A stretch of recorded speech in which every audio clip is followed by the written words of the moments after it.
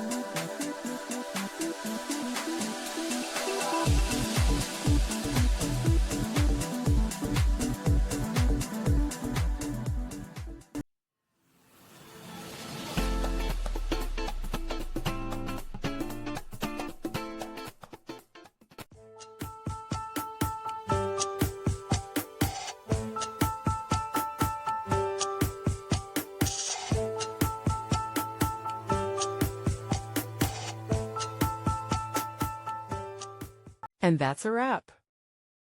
I hope you found the answer you were looking for. If you did, take a second to hit that subscribe button. It really helps out.